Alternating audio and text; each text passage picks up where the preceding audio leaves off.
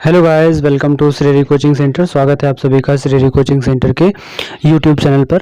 तो हम लोग आज बात करेंगे फिजिक्स में टॉप 500 नहीं, क्लास 10 में जो फिजिक्स अनसॉल्व कर रहे हैं, इसमें अनसॉल्व में हमने 2012 के सेट 5 तक कर लिए हैं।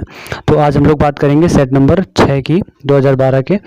तो सेट नंबर 6 स्टार्ट है। इसमें अगर पेपर के बारे में बात करें तो पेपर में साइंस के पहले में 4 क्वेश्चन जो कि 1-1 नंबर के, और उसके बाद के 3 क्वेश्चन 2-2 नंबर के, और उसके बाद 2 क्वेश्चन 4-4 नंबर के, और लास्ट क्वेश्चन 7 मार्क्स का। तो चलिए स्टार्ट करते हैं। पहला क्वेश्चन, पहले का नंबर लिखा है, उत्तल दर्पण के सामने रखी किसी वस्तु का प्रतिबिंब बनता है। तो उत्तल दर्पण के सामने अगर कोई वस्तु रखी है तो उसका प्रतिबिंब जो बनता है वो बनता है दर्पण के पीछे। दर्पण के पीछे उस वस्तु का प्रतिबिंब बनता है। दूसरा क्वेश्चन, किस रंग के प्रकाश के लिए तरंगदैर्घ्य सबसे अधिक होती है। तो लाल रंग का जो प्रकाश होता है, लाल रंग के प्रकाश की वेवलेंथ सबसे ज़्यादा होती है। और अगर पूछा जाए कि किस रंग के प्रकाश की तरंगदैर्घ्य कम होती है तो वो होता है बैंगनी। तो बैंगनी रंग के प्रकाश की तरंगदैर्घ्य सबसे कम होती है। अगला क्वेश्चन, एक चालक में 1 एम्पीयर की धारा बह रही है, तो इसमें प्रति सेकंड बहने वाले इलेक्ट्रॉनों की संख्या। तो I बराबर 1 एम्पीयर है प्रति सेकंड, का मतलब T का मान कितना है 1 सेकंड। इलेक्ट्रॉनों की संख्या निकालनी है तो N बराबर क्वेश्चन मार्क। तो देखो Q बराबर फॉर्मूला होता है IT, Q बराबर होता है यानी, तो यानी बराबर क्या हो जाएगा IT। दोनों की लेफ्ट साइड बराबर, राइट साइड बराबर कर दो, यानी बराबर IT, तो N बराबर IT बटे E। I का मान 1, T का मान 1, इलेक्ट्रॉनों की संख्या E है 1.6 × 10⁻⁻19 कूलम E का मान होता है। पॉइंट हटाओ, यहाँ 0 बढ़ाओ 10 हो जाएगा। 10 की घात 19 माइनस में है, इसको ऊपर ले जाएंगे तो प्लस में हो जाएगी। 19 को लिख दो 18, और यहाँ पर 0 बढ़ा लो तो 100 हो जाएंगे, और बटे है 16। 16 छंग 96, और 16 दूनी 32, और 16 पंचे 80, यानी कि 6.25 × 10 की पावर प्लस में 18, ये आ जाएगी इलेक्ट्रॉनों की संख्या। नंबर ऑफ इलेक्ट्रॉन्स जो आएंगे वो 6.25 × 10 की घात 18। अगला क्वेश्चन, चुंबकीय क्षेत्र में गतिमान आवेश पर लगने वाले बल की दिशा ज्ञात होती है। देखो ये चैप्टर हमने अभी पढ़ा है नहीं है, तो इसमें नोट कर लीजिए आप लोग। चुंबकीय क्षेत्र में गतिमान आवेश पर लगने वाले बल की दिशा ज्ञात करते हैं हम लोग फ्लेमिंग के बाएं हाथ के नियम से। इसको एज इट इज याद कर लीजिए, फ्लेमिंग के बाएं हाथ का नियम भी लिखने के लिए आएगा, तो इसको जैसा लिखा है वैसे ही लिख लीजिए।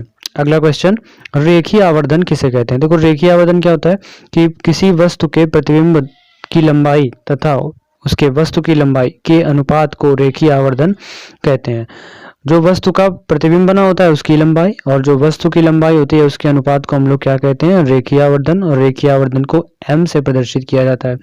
m बराबर क्या हो जाएगा, y2 बटे y1 बराबर माइनस का v बटे u। ये फॉर्मूला होता है रेखीय आवर्धन का।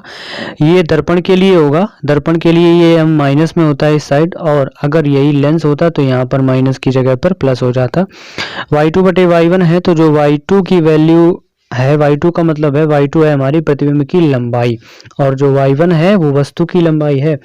अगला क्वेश्चन, ओम का नियम क्या है। ओम का नियम, देखो ओम का नियम क्या होता है कि यदि किसी चालक की भौतिक अवस्था जैसे ताप दाब आदि में कोई परिवर्तन ना हो, तो उस चालक के सिरों पर लगाए गए विभवांतर तथा उसमें बहने वाली धारा का अनुपात एक नियतांक होता है, यानी कि V बटे I बराबर होता है R।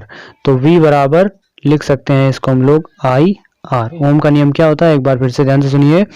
यदि किसी चालक की भौतिक अवस्थाओं जैसे ताप दाब आदि में कोई परिवर्तन न किया जाए, तो उस चालक के सिरों पर लगाए गए विभवांतर तथा उसमें बहने वाली धारा I का अनुपात एक नियतांक होता है। V upon I is equal to R, तो V बराबर IR।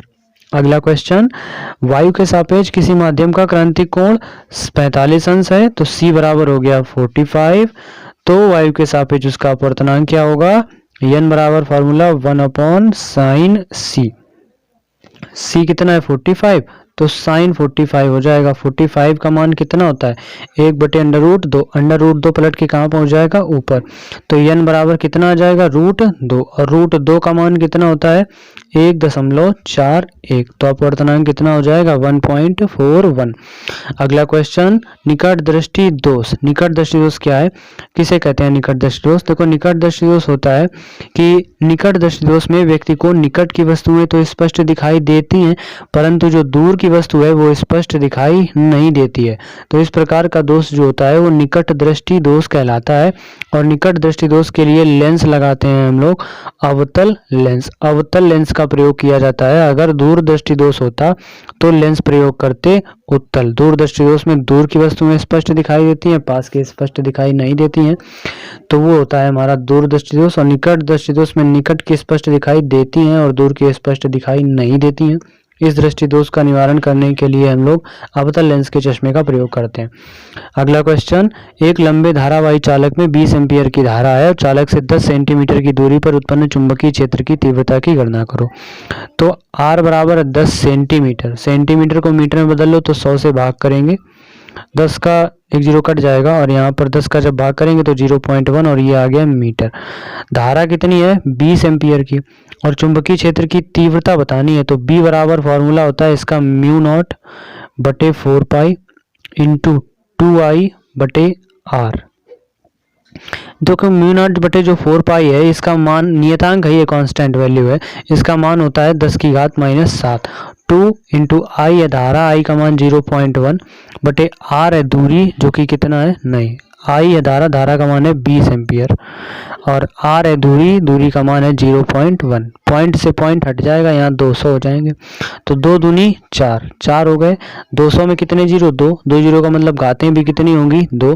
तो 7 घातें ये माइनस की हैं और 2 घातें ये प्लस की आएंगी। तो 2 से 7 घटा दो तो कितना आएगा माइनस का 5 आएगा। बी निकाल लें तो मात्रा क्या लिख देंगे न्यूटन मीटर प्रति एम्पियर या वेबर प्रति मीटर स्क्वायर या गॉस या टेस्ला, कुछ भी मात्रक लिख देंगे। तो चुंबकीय क्षेत्र की तीव्रता, ये फॉर्मूला याद रखेंगे, B बराबर म्यू नॉट बटे 4 पाई इंटू 2I बटे R, ये सूत्र होता है चुंबकीय क्षेत्र की तीव्रता का।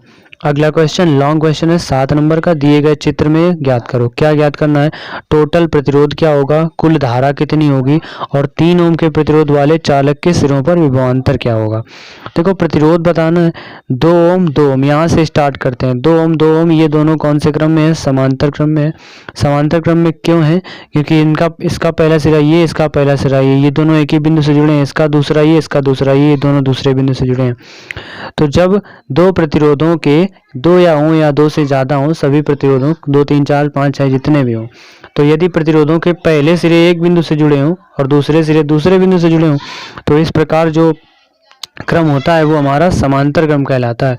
तो समांतर क्रम का फॉर्मूला क्या होता है, 1/r equal to 1/r1 plus 1/r2। देखो r1 का मान कितना है 2, तो 1/2 प्लस 1/2, तो 1/r बराबर कितना आ जाएगा 2 LCM, तो 1 + 1 कितना हुआ 2, तो 2/2 का मतलब 1। तो प्रतिरोध कितना आ गया 1 ओम का प्रतिरोध आ गया,